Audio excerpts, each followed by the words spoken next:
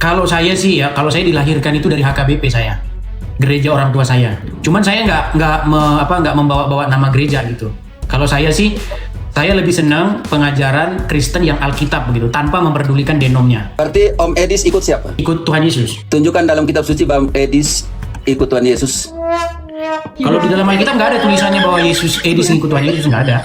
Ya, saya bukan tanya Tuhan Yesus, tetapi saya tanya Edis ikut Tuhan Yesus yang mana? Tuhan Yesus ada dalam Alkitab.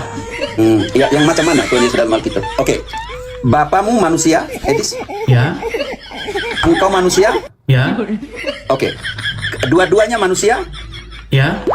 tetapi fungsi bapamu dan fungsi Bang Edis berbeda? Fungsi apa itu? Kita ambil contoh, taruh mamamu di samping. Kalau sama fungsinya antara engkau dan bapamu atau bapak saya dan saya, kasihan mama saya karena Fungsi seksual gitu maksudnya? kita ambil fungsi saja, kata fungsi itu. Bapak dia buat apa, anak dia buat apa? Saya nggak ngerti bahasa Bang Kapi, anak buat apa maksudnya gimana? Buat apa-apanya maksudnya? Bang Edis manusia. Kita jadi bahas saya nih, bukan bahas Bapak dan Bukan, Yesus. contoh, saya ambil contoh. Bukan, kalau pakai contoh nanti agak sedikit tambah kemana-mana gitu. Contohnya. Jangan pakai contoh lagi, nanti kemana-mana. Apa yang disebut dengan esensi Yesus? Allah mengampuni, Yesus mengampuni. Pekerjaan atau esensi? Dalam karakter ini, engkau jawab sih, Allah mengampuni? Ya, Oke, hanya Allah yang bisa mengampuni? enggak juga. Berarti siapa juga yang bisa mengampuni selain Allah? Murid-murid juga bisa mengampuni ketika diberikan Roh Kudus kepada mereka. Oke, artinya di situ ada kesamaan esensi sebagai manusia. Kesamaan esensi. Saya nggak ngerti bahasa-bahasa yang gitu. Kesamaan esensi sebagai manusia maksudnya apa itu? Jadi Yesus itu memegang otoritas, makanya dia Allah. Dari mana dia dapat otoritas? Dari Bapa di sorga. Yesus tidak punya otoritas. Kalau begitu, dia hanya terima otoritasnya dari Bapa. Dia menerima otoritas itu dari Bapa di sorga. Nah, makanya sekarang pertanyaannya, apakah Yesus yang dia adalah Allah, apakah dia punya Tuhan atau punya Allah? Oke, penting sekali pertanyaanmu. Saya tahu engkau mau ambil dari Yohanes ketika Yesus bangkit di dalam Yohanes 20. Santai saja. Tetapi di sini pertanyaan saya, Yesus sendiri atau dia bersama dengan Allah Bapa? Yesus sendiri yang adalah Allah, yang adalah Tuhan, apakah dia berdoa? Yesus sebagai Allah berdoa nggak? Bukan, pertanyaan. Saya sudah jawab pertanyaan, sekarang satu-satu dong pertanyaan. Romo, saya ke sini, saya cuma mau konfirmasi saja. Yesus sebagai Tuhan, sebagai Allah itu, dia punya Tuhan dan punya Allah nggak? Ya, makanya pertanyaan di sini, Yesus itu Romo sendiri. tidak Engkau jawab. bilang, Ini. di sini ada Edis TV nih. Edis TV yang sebenarnya atau Edis TV yang bukan sebenarnya? Baru mau Belum. Oh, ini Edis TV tipu-tipu. kita kasih EDCB dulu lah kalau dia EDCB udah. Oh, tidak tahu, saya juga tidak tahu siapa yang tarik engkau ke sini. Edis dengan saya, nggak usah tanya teman-teman Edis. Kita dua yang di sini.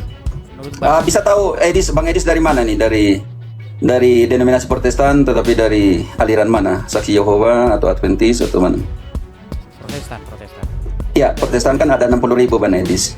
Saya kan Katolik, Roma, ritusnya. Bang Edis bisa beritahu, Bang Edis Protestan, tetapi dari 60.000 saya bingung Bang Edis. Kita kan ngobrol kan, nggak apa di sini. Kalau saya sih nggak menganggap diri saya denom mana saja. Saya gereja Protestan ke gereja mana aja bisa, ke gereja Bethel bisa, ke gereja HKBP bisa, ke gereja Jadi Om Edis bisa mengkategorikan diri sebagai Protestan relatif. non denominasi gitulah. Jadi Om Edis mengkategorikan diri sebagai Protestan relativisme, semua sama begitu. Enggak juga sih, cuman kalau saya ke gereja mana. Ya kalau nggak juga maksudnya Bang Edis. Jadi Om Edis ini dari semua denominasi ini Om Edis lebih kemana sih? Ya Protestan yang mana maksudnya begitu Bang Edis? Yang mana aja sih nggak masalah. Berarti Om Edis ini Protestan tapi relativisme.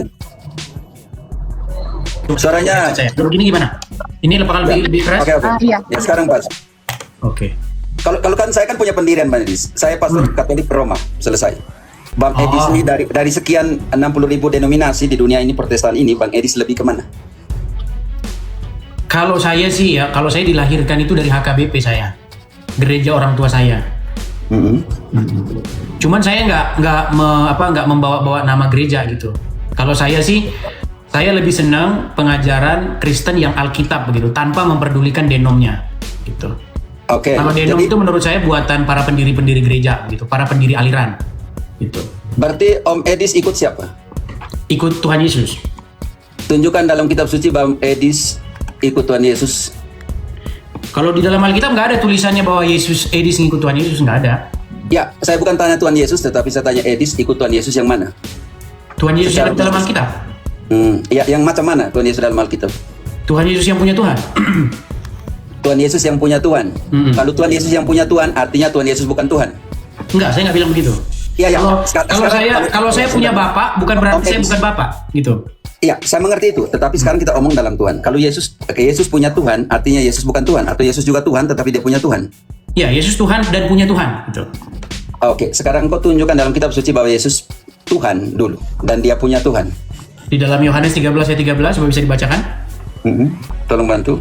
Yohanes Yang pertama engkau harus tunjukkan Yesus Tuhan dulu. Ambil, saya ada kerjaan sedikit ya, saya ngedit. Ya, tidak apa, Edis. Ya, Engkau silakan. tunjukkan sekarang Yesus Tuhan dulu, setelah itu Yesus punya Tuhan.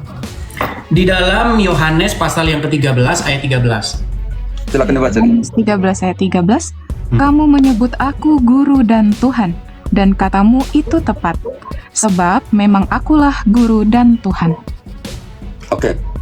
Berarti dia adalah guru dan Tuhan. Dan kamu menyebut aku guru dan Tuhan. Benar bahwa aku guru dan Tuhan. Artinya Om Edis bilang Yesus, kitab suci mengatakan Yesus itu Tuhan. Ya. Oke. Yesus ini Tuhan, substansinya seperti apa? Apa itu substansi? Esensi. Contohnya begini kan. Tadi kan Edis bilang, saya punya bapa, saya tidak bapa. Tetapi bapaknya Om Edis adalah manusia dan Edis juga manusia. Ini yang kita namakan esensi atau substansinya tetap manusia, walaupun fungsi sebagai bapa dan fungsi sebagai anak berbeda. Saya nggak ngerti bahasa-bahasa Bang Kafe. Oke. Bapamu manusia, Edis? Ya. Engkau manusia? Ya. Oke. Dua-duanya manusia, Ya. tetapi fungsi bapamu dan fungsi Bang Edis berbeda? Fungsi apa itu? Kita ambil contoh, taruh mamamu di samping. Kalau sama fungsinya antara engkau dan bapamu atau bapak saya dan saya, kasihan mama saya karena Fungsi seksual gitu maksudnya? kita ambil fungsi saja, kata fungsi itu. Bapak dia buat apa, anak dia buat apa? Atau Saya nggak peran? ngerti bahasa Bang Kafe, anak buat apa maksudnya gimana? Buat apa-apanya maksudnya? Oh ya, Bang Edis pernah belajar filsafat nggak? Filsafat bahasa? Enggak. Oh ya, keselutin ada di sini. Contohnya nih, Bang Edis. Kalau Bang Edis punya istri dan Bang Edis punya anak. Bang Edis manusia. Kita jadi bahas saya ini, bukan bahas bapak dan Bukan, Yesus. contoh. Saya contoh. Bukan, kalau pakai contoh nanti agak sedikit tambah kemana-mana gitu. Maksudnya Nanti kan esensi Yesus itu apa? Esensi Yesus itu? Tadi yang kau bilang Allah. Oke, Allah. Nanti kita penting. Contohnya Kita ini. nggak bahas Allah tadi, Tuhan yang kita bahas. Oh iya, Tuhan dengan Allah berbeda. Tadi abang tanya kepada saya, Ya, apakah sekarang Yesus pertanyaan saya, Tuhan dan Allah berbeda. ada kemiripan dan ada perbedaan? Ya, maksudnya fungsi itu peran. Makanya kita kembali dari situ. Oke, itu penting sekali. Nanti kita pakai Tuhan. Oke, dah. Memang fungsi Yesus itu apa? Oke, Allah mengutus, Yesus merealisasikan.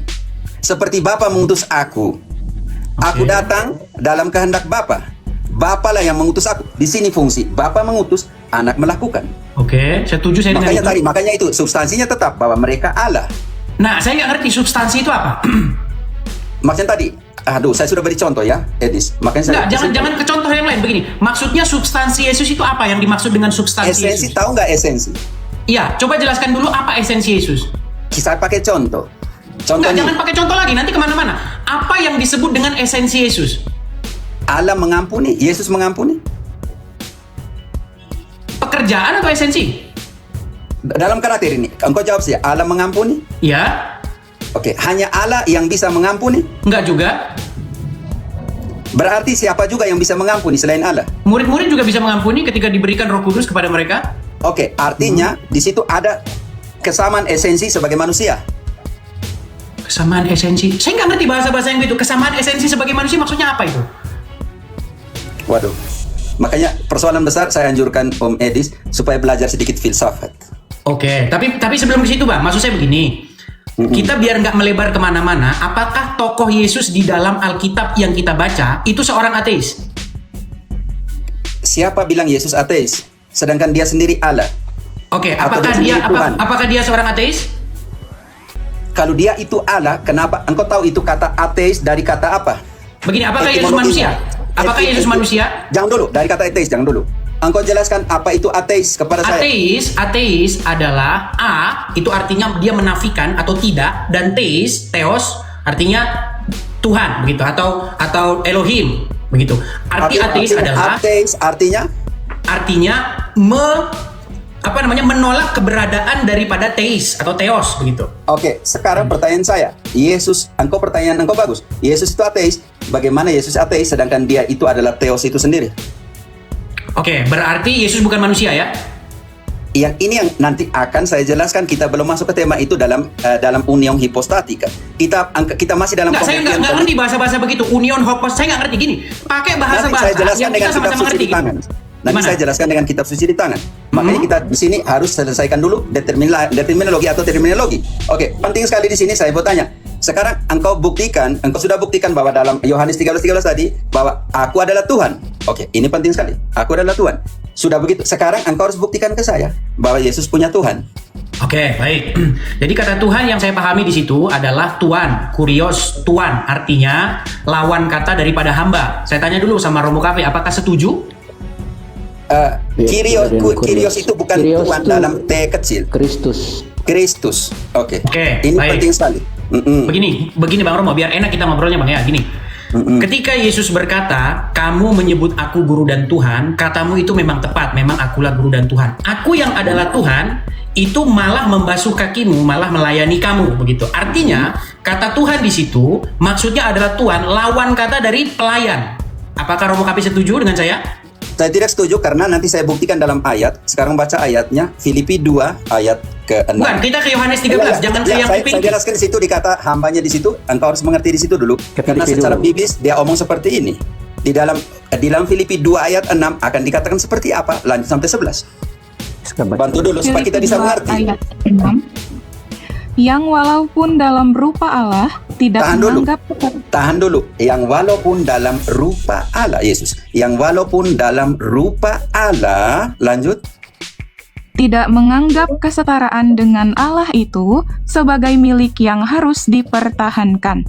Tidak menganggap kesetaraan. Kalau kata-kata setara, di situ ada berapa pihak yang tidak menganggap kesetaraan dengan Allah sebagai sesuatu yang harus dipertahankan. Sekarang kata kunci yang engkau mau ambil, hamba tadi, koma, lanjut Friska. Melainkan telah mengosongkan dirinya sendiri. Dia sendiri melakukan pengosongan diri, inisiatif sendiri, mengosongkan dirinya sendiri dan mengambil rupa seorang hamba. berarti di situ dia bukan hamba, hanya mengambil rupa seorang hamba, saudaraku Edis. Lanjut. Dan menjadi sama dengan manusia. Dan menjadi sama dengan manusia. Yang ini jawaban yang tadi pertanyaanmu tadi. Menjadi benar-benar manusia. Oke, dia mengosongkan dirinya menjadi seorang hamba dan menjadi sama dengan manusia. Sekarang dalam keadaannya sebagai manusia. Lanjut. Dan dalam keadaannya sebagai manusia, ia telah merendahkan dirinya dan taat sampai mati. Bahkan sampai mati di kayu salib. Dalam keadaannya sebagai manusia, dia merendahkan dirinya. Dia mengosongkan dirinya sebagai hamba, merendahkan dirinya sampai mati dan mati di kayu salib. Untuk apa? Lanjut. Itulah sebabnya Allah sangat meninggikan dia dan mengaruniakan kepadanya nama di atas segala nama. Supaya dalam nama Yesus bertekuk lutut segala yang ada di langit dan yang ada di atas bumi dan yang ada di bawah bumi. dan semua lidah Dan segala lidah mengaku Yesus Kristus adalah Tuhan, bagi kemuliaan Allah Bapa. Edis, kalau pertanyaanmu, hamba karena dia mengosongkan diri inisiatif menjadi manusia. Dan dalam keadaan manusia, dia mati di kayu salib. Sudah bisa gantian? Lanjut. Silakan. Oke, dalam keadaannya sebagai manusia itu apakah dia seorang ateis? Jawaban biblis. Kolose 2 ayat 9. Langsung baca, Rizka. Kolose. Kita pakai ayat. Kolose Dan sekarang kau tahu yang ada di jasmaninya kemanusiaan, yang ditinggal di dalam kemanusiaan ini siapa? Kolose 2 ayat 9. Sebab dalam dialah berdiam secara jasmaniah seluruh kepenuhan kealahan. Di dalam jasmani berdiam yang kepenuhan penuhan kealahan. Allahannya. Benar-benar manusia, benar-benar Allah. Sekarang Om Edis buktikan di dalam kitab suci. Bahwa dia ateis itu. Iya, Sebagai dia manusia. ateis. Nah, justru itu yang mau saya tanya, apakah Yesus itu manusia?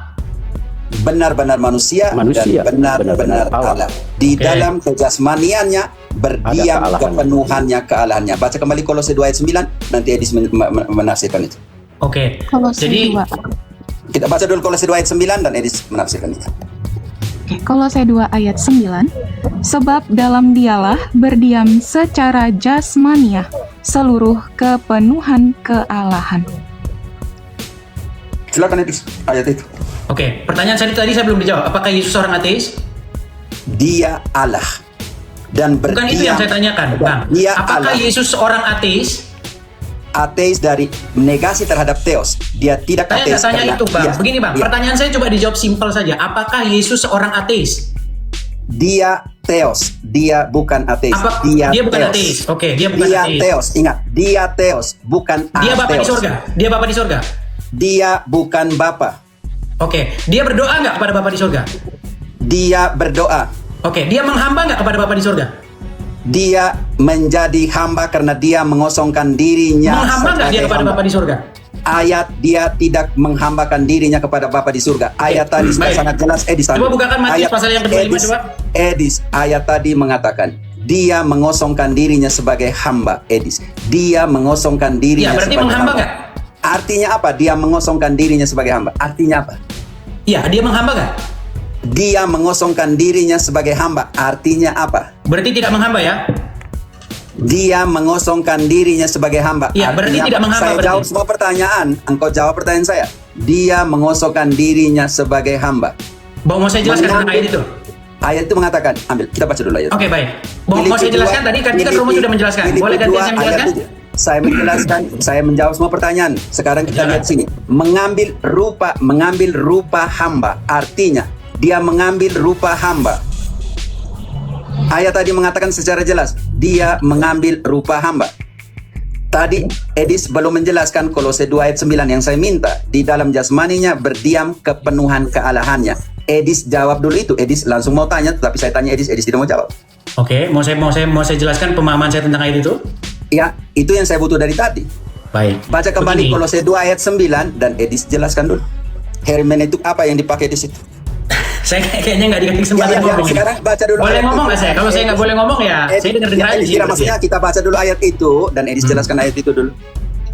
Tapi begini Romo, saya itu cuma bertanya tentang simple. Berarti Romo mempromosikan seorang Yesus yang tidak bertuhan ya? Saya tidak mempromosikan, saya sedang menjelaskan bahwa Yesus adalah Tuhan itu sendiri. Sekarang saya Itu kita Edis- sepakat Romo. Edis, Kita ya, sepakat Edis. bahwa Yesus Ya, adalah engkau- Tuhan. Ya, jelaskan dulu ayat ini Edis. Kolose 2 ayat 9 dibaca ulang dan Edis menjelaskan. Silakan dibacakan. Kolose 2 ayat 9, sebab dalam dialah berdiam secara jasmaniah seluruh kepenuhan kealahan. Ya lalu terus? Jelaskan. Artinya apa di situ?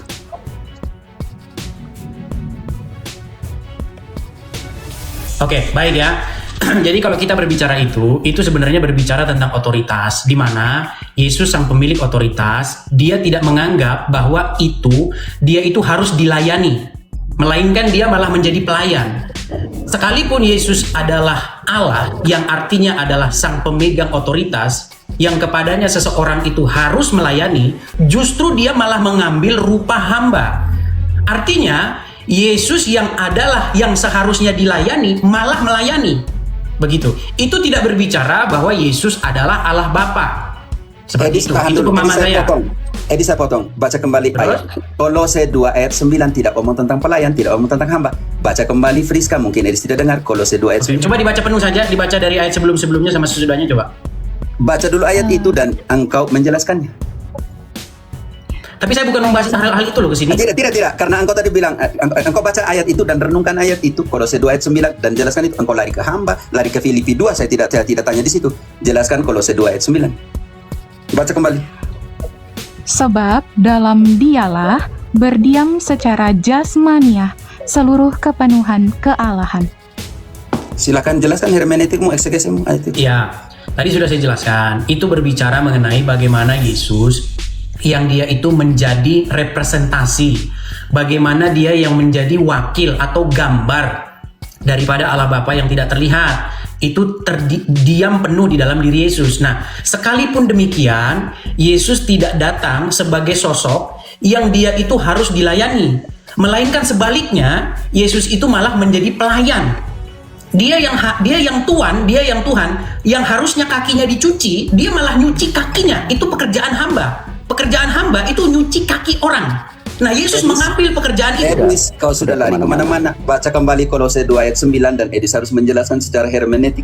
Tolong baca kembali Kolose 2 ayat 9. Kalau tidak, tema ini tidak akan beralih dari sini. Karena Edis lari ke hamba. Oke lah, lari ke Yohanes 13. Saya tidak tanya itu. Iya, kalau seperti itu kita jadi nggak nyambung ini.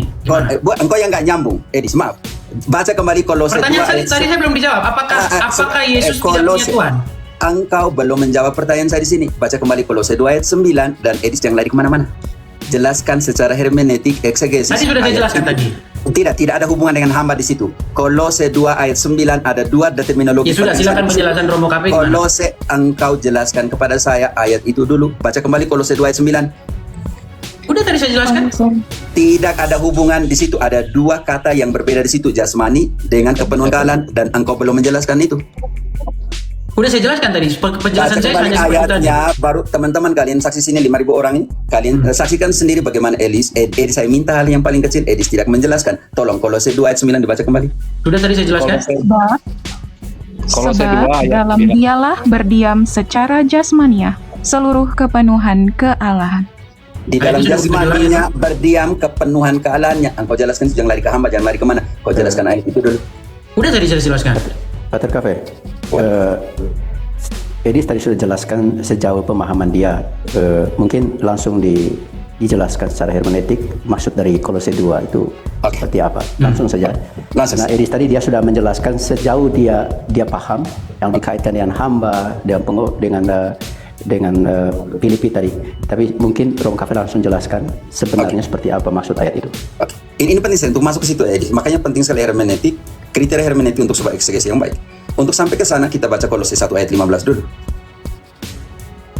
Kolose 1 ayat 15. Ia adalah gambar Allah yang tidak kelihatan, yang sulung, lebih utama dari segala yang diciptakan. Dia adalah gambar dari Allah yang tidak kelihatan, karena itu dia sabda menjadi manusia. Bukan itu Romo bahasan kita tadi, Romo. Bahasan kita itu tidak, apakah Yesus seorang ateis? Tadi Romo jawab tidak. Betul. Tidak. Karena itu saya menjelaskan. Apakah Yesus di dalam Alkitab berdoa? Romo bilang berdoa. Dia menghamba nggak kepada Bapa di surga? Edis, kita sekarang membuktikan bahwa Yesus itu Allah dan dia berdiam di mana? Apakah ketika Yesus itu Allah berarti dia Allah Bapa di surga? Saya jelaskan dulu. Yang Kolose ayat 2 ayat 9 tadi dijelaskan bagaimana. Itu yang saya minta kau jelaskan. Kau lari ke hamba, kau lari ke cuci kaki, kau lari ke semuanya. Saya mau jelaskan itu ayat yang engkau tidak jelaskan. Di dalam jasmaninya berdiam kepenuhan kealahannya. Artinya Allah ini menjadi manusia. Berarti Bapa di surga menjadi manusia? Saya belum bilang Yesus itu Bapa. Berarti Bapa di surga menjadi manusia? Siapa yang bilang Bapa? Allah yang mana yang jadi manusia? Saya jelaskan di situ yang engkau tidak jelaskan. Sekarang di dalam jasmaninya berdiam kepenuhan kealahannya. Artinya dia benar-benar manusia dan di dalam kemanusiaan itu berdiam kepenuhan kealahannya. Benar-benar Allah, benar-benar manusia.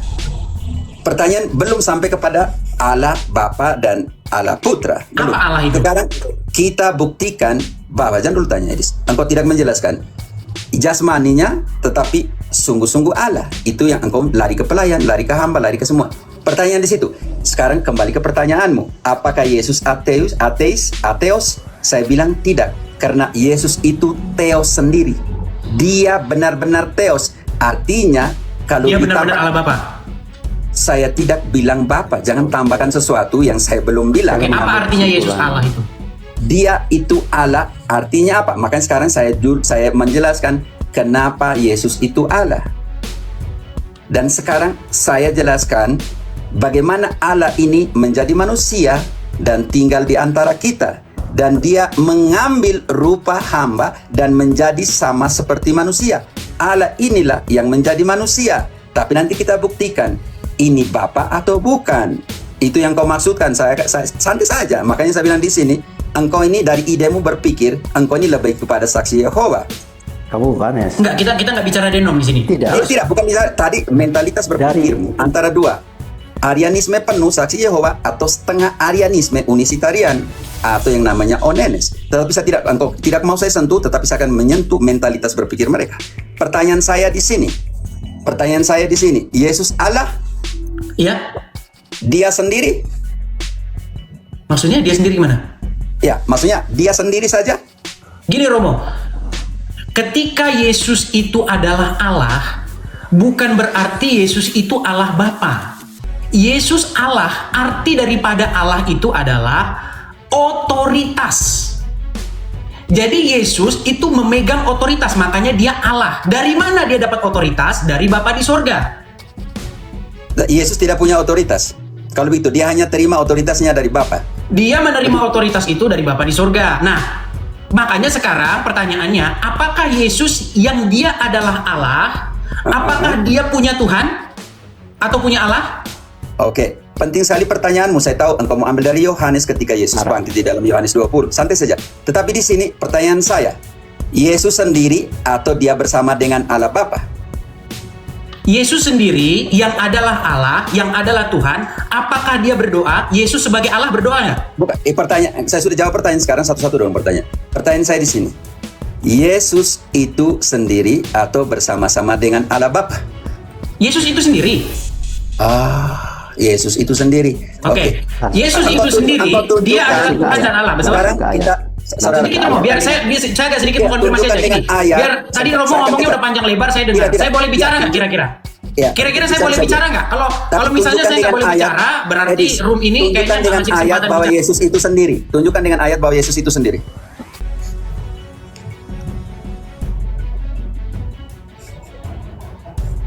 Sudah mulai bisu-bisukan nih. Romo, saya kesini, saya cuma mengkonfirmasi saja. Yesus sebagai Tuhan, sebagai Allah itu, dia punya Tuhan dan punya Allah nggak? Ya, makanya pertanyaan di sini, Yesus itu Romo sendiri. tidak aku jawab. bilang. Gini, jawab saja simpel. Tidak, saya akan Yesus jawab. yang adalah manusia, yang adalah Tuhan, yang adalah Allah, punya Tuhan nggak? Di situ makanya kita akan di situ Romo akan tidak jawab. dijelaskan. Saya tidak akan- dijawab. Saudaraku, saya akan menjawab. Romo tidak Makanya di jawab. situ- Romo berbelit-belit kemana-mana. Gini, Bukan yang saya berbelit, tanyakan saudara. begini Romo. Waduh. Yesus yang adalah Tuhan, punya Tuhan nggak? Engkau mau ambil dari Yohanes 20. Di situ nanti Oke, saya akan permisi jelaskan ya, kalau secara begitu. Baik, terima kasih, hermeneutik. Romo. Terima kasih, teman-teman. Saya akan Ya, karena tidak ada saya jawaban. ulang. Oke, Engkau bilang lari bagaimana? Inikah kelas yang Edis TV yang kamu pakai? Dia bilang Yesus sendiri. Dia sudah terjebak. Dia sudah terjebak ketika dia bilang Yesus sendiri. Terjebak. Kenapa? Karena Yohanes 16 ayat 32. Maka dia takut. Saya tahu dia akan mau lari kepada Yohanes 20. Sekarang Yohanes 16 ayat 32. Tadi ingat Edis TV bilang Yesus sendiri. Yesus sendiri, dan saya tanya ayat, dia tidak mau beritahu, maka dia lari dari sini. Bilang saya berbelit-belit. Banyak yang inbox saya suruh membahas diskusi saya dengan si Cafe, Romo Cafe. Bang, coba bang diulas lagi itu bang. Karena itu menarik diskusinya, cuman digoreng-goreng seperti itu. Salah satunya yang menggoreng itu adalah RK.